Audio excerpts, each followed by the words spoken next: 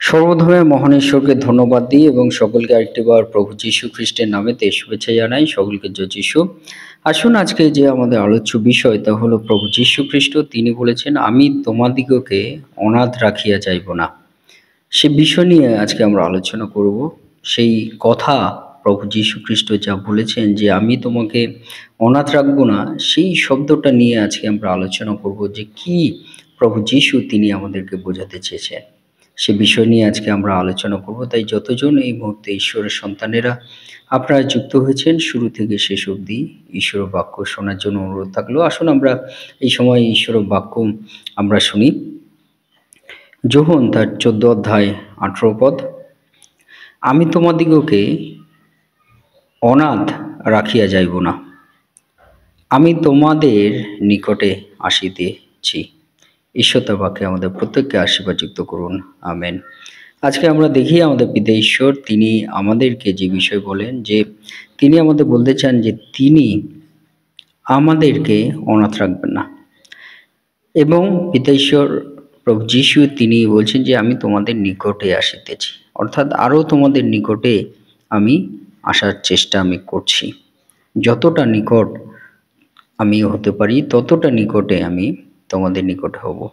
তা আজকে আমরা যদি আলোচনা করি, প্রভু যীশু খ্রিস্ট তিনি এই অনাথ রেখে আমাদের যাবেন না। এই অনাথ বলতে তিনি আমাদের কি বলতে চান? প্রথম বলতে চাই যে অনাথ বলতে আমাদের প্রভু যীশু খ্রিস্ট তিনি বলতে চান যে অনাথ মানে যদি আমরা আলোচনা করি তাহলে কি, যে যার বাবা মা মারা গেছেন বা অভিভাবকবিহীন যাদের, অর্থাৎ যে সন্তানদের এই জগতে বাবা মা মারা গেছে তাদেরকে আমরা অনাথ আমরা বলতে পারি। শুধু মা মারা গেছে এমন নয়, বা শুধু বাবা মারা গেছে এমন নয়, কিন্তু বাবা মা দুজনেই মারা গেছেন, সেই সন্তানদের আমরা অনাথ আমরা বলি। কিন্তু সেই অনাথটা প্রভু যীশু তিনি আমাদেরকে বলছেন যে তোমাদেরকে আমি অনাথ রাখবো না। অর্থাৎ প্রভু যীশু খ্রিস্ট তিনি কিন্তু ক্রুশে বলিদান হয়ে গিয়েছিলেন, তিনি মারা গেছেন। তিনি, আমরা যদি দেখি আমাদের প্রকৃত পিতা, যিনি আমাদেরকে উদ্ধার দিতে পারেন, যিনি আমাদেরকে পরিত্রাণ দিতে পারেন, সেই প্রভু যীশু খ্রিস্ট তিনি কিন্তু ক্রুশে বলিদান হয়েছিলেন, যে বলিদানের মধ্য দিয়ে কিন্তু আমরা এই মনুষ্য জাতিরা আমরা কিন্তু উদ্ধার বা পরিত্রাণ আমরা পাই। কিন্তু সেই প্রভু যীশু খ্রিস্ট তিনি এই ক্রুশে বলিদান হয়েছিলেন, মারা গেছিলেন। তো মারা যাওয়ার পরে তিনি কিন্তু আবার 3 দিন বাদে জীবিত হয়ে উঠেছেন। আর এই 3 দিন বাদে জীবিত হয়ে ওঠা সেই প্রভু যীশু তিনি যদি আমরা দেখি তিনি আমাদেরকে বলছেন যে আমি তোমাদেরকে অনাথ রাখবো না। অর্থাৎ আমি ক্রুশে বলিদান হব, আমি মৃত্যুবরণ করব, কিন্তু তবুও তোমাদেরকে আমি অনাথ রাখবো না। কারণ প্রভু যীশু তিনি বলতে চান যে স্বয়ং পিতা ঈশ্বর তিনি জীবন্ত, যীশু খ্রিস্ট তিনি জীবন্ত। সেই বিষয় কিন্তু আমরা এই বাক্যের মধ্যে দিয়ে দেখি যে আমাদের পিতা যিনি ক্রুশে বলিদান হবেন, তিনি মারা যাবেন, তিনি কি আর জীবিত হয়ে উঠবেন? কিন্তু সেই পিতা ঈশ্বর তিনি বলছেন যে আমি মারা যাব না, অর্থাৎ আমি ক্রুশে বলিদান হওয়ার পরেও, মারা যাওয়ার পরেও আমি জীবিত হয়ে উঠব। অর্থাৎ সেই মৃত্যুর ক্ষমতা তার হস্তে, তিনি জীবন্ত ঈশ্বর, তিনি তা আমাদেরকে দেখিয়েছেন ক্রুশে বলিদান হওয়ার পরে 3 দিন বাদে যখন জীবিত হয়ে উঠেছেন।